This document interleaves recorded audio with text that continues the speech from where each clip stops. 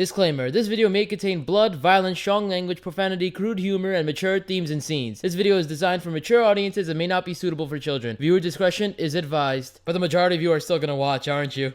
Thanks. You know, anime is a wonderful thing. It has the ability to make so many people in this world happy. But the weird thing is, they don't need to be something ridiculously unique to have that effect. It can be a parody with terrible writing, something that's incredibly popular, or even a seemingly normal slice of life show. And that's where the beauty steps in. The unexpected. When you don't think something will have a certain effect on you, but it actually does. And that's how I feel about Nanatsu no Taizai, or in English, 7 Deadly Sins. But putting my personal intrigue aside, some of you may be asking how the writing of this seemingly typical battle shonen is. Well, why don't we find out? 7 Deadly Sins takes place in a fantasy world called Britannia, more specifically in the Leonis Kingdom. Those known as Holy Knights who protect the kingdom and the people within it have a vast amount of power. And after a group of 7 knights known as the 7 Deadly Sins supposedly attempt to overthrow the king, they fled Leonis and disbanded. And after many years, one of the princesses left Leonis to find all 7 sins once more to stop the Holy Knights who have corrupted the kingdom since the sins' departure. And this is where the story of 7 Deadly Sins begins. As some of you may know, scratch that, a lot of you may know, I don't like battle shonen.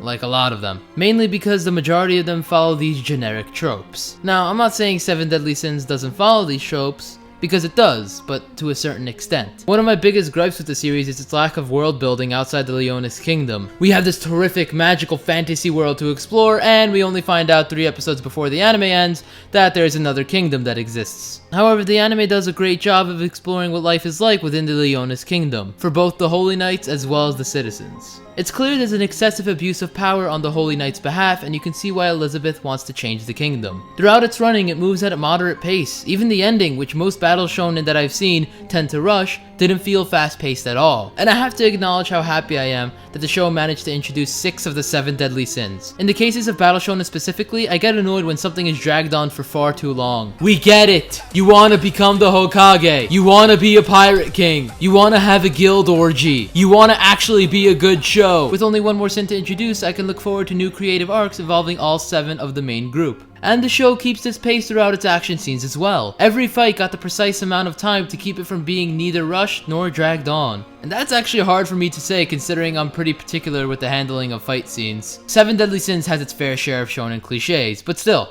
they weren't nearly to the extent that I see in most overhyped garbage these days. But I do like how no protagonist is particularly overpowered. Generally, the protagonists fight in teams, and the enemies are pretty overpowered to shit as well, so it balances out for some pretty great fights. And I was actually surprised to find that this anime, despite being 24 episodes, is one gigantic arc compared to 2 individual ones. The beginning episodes, however, set the whole season up. So there will obviously be a few one-shot episodes that really don't tie in perfectly with the rest of the season. It wasn't a big problem, and it actually still helped explore the Leonis Kingdom. For example, the showing of different towns and festivals was very nice to see. But I feel the biggest problem with battle shonens isn't necessarily its creativity in dealing with the world itself, but rather the characters who inhabit it. Our 3 main characters, well, actually, fuck that pig. So the 2 main characters we're introduced to from the start of the series are Elizabeth, the 3rd princess of the Leonis Kingdom, and Melodius, the captain of the exiled 7 Deadly Sins. I mean, the characters are a bit tricky for me. When I first started the series, I was conflicted. I thought it would end up like Fairy Tail, utilizing fan service at every turn, treating every woman like another pair of tits. But I also thought that it could be like Magi, where fan service is only on rare occasions and is only used for comedic relief when there wasn't any tension.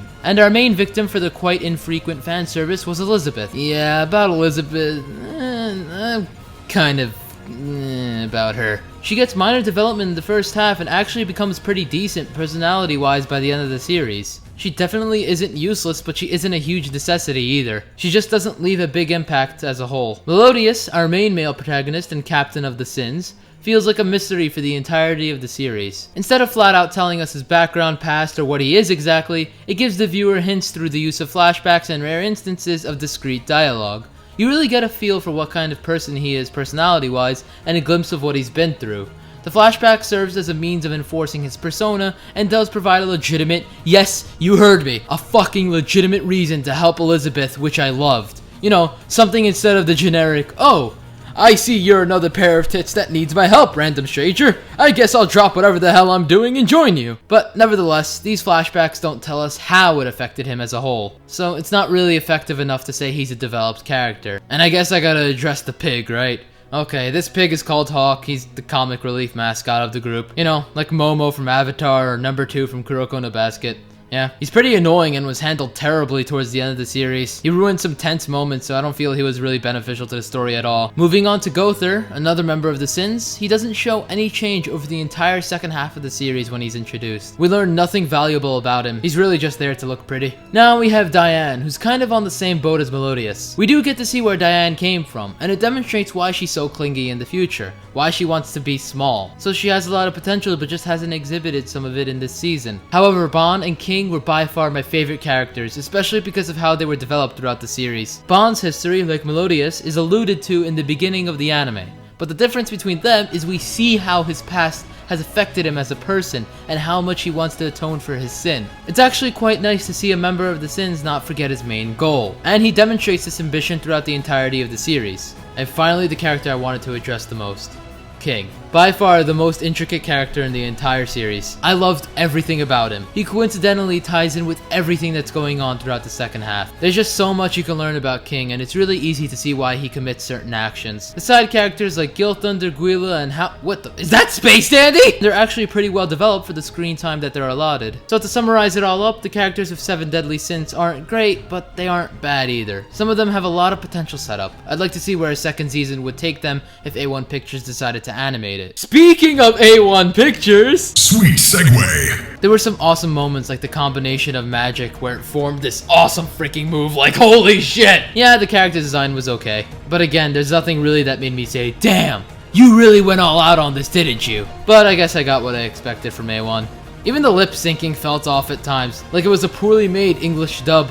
It wasn't often, but still, like, come on, A1, seriously? However, I am happy that we got some good voice actors. The two who I loved the most were Yuki Kaji, who played Melodious, and I have a gigantic boy crush on him, and Tatsuhisa Suzuki, who played Bon. You may know Yuki Kaji as Eren from Attack on Titan, Rentaro from Black Bullet, and Yukine from Noragami. Tatsuhisa Suzuki also played as Yuji Sakamoto from Baka and Test, and Makoto Tachibana from Free. His performance was surprisingly sharp for the amount of main acting roles he's done, and the OST wasn't memorable, but it fit so well with the action scenes. And it had Hiroyuki Sawano, so 10 out of 10. The first opening called Netsujou no Spectrum by Ikimonogatari was fantastic. I highly recommend giving it a listen. It's actually playing in the background right now. But overall, I really loved Seven Deadly Sins. It's actually in my top 5 anime of all time as of right now. No, seriously. It really fucking is. It was just a ton of fun to watch. Definitely one of the best written and my personal favorite battle shonen out there. If you want to watch Seven Deadly Sins, Netflix currently has the rights to it and will be streaming it on their app. It is unfortunately not available on any other streaming site. And it's not even up on Netflix yet, so you're kind of shit out of luck for legal streaming. I really thought Crunchyroll should have picked this up. However, the manga is currently licensed by Crunchyroll for streaming, and it will also have a North American release by Kodansha Comics USA. If you've seen Seven Deadly Sins, a battle shonen I really like and is well written is the Magi series. It takes place in a similar fantasy world with well-placed fan service and is very entertaining. You can stream all 50 episodes of the anime on Netflix and Crunchyroll. Another series you might enjoy is Hunter x Hunter 2011. Being my favorite long-running shonen, I thought this anime was a great ride. The entire series is currently on Crunchyroll and finished last year at 148 episodes. There are problems with it, like every other anime, but not nearly as much as I thought there would. But if you've seen Hunter x Hunter, we actually released a podcast not too long ago describing our likes and dislikes about the series. However, if you haven't seen Hunter x Hunter, don't watch it because it is filled with spoilers. I also recommend checking out Magi first due to its episode count. And also, if you guys didn't know, I actually made a Patreon. And yes, I know there's a lot of controversy with, oh, who should make a Patreon and who shouldn't.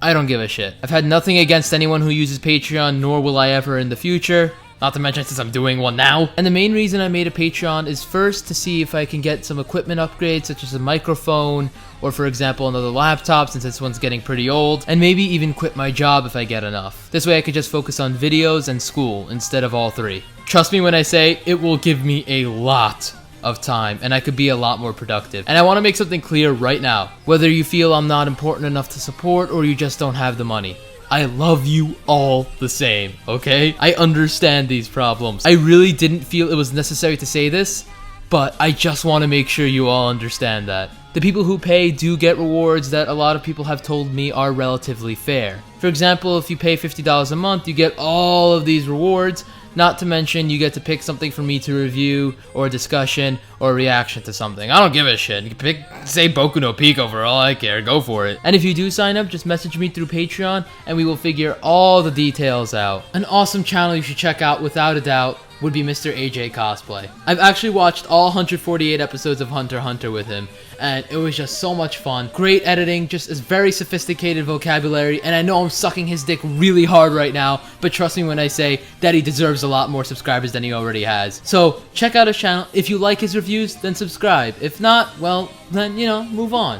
I don't want you to blindly subscribe to people. And until next time, see you later, you loyal bastards.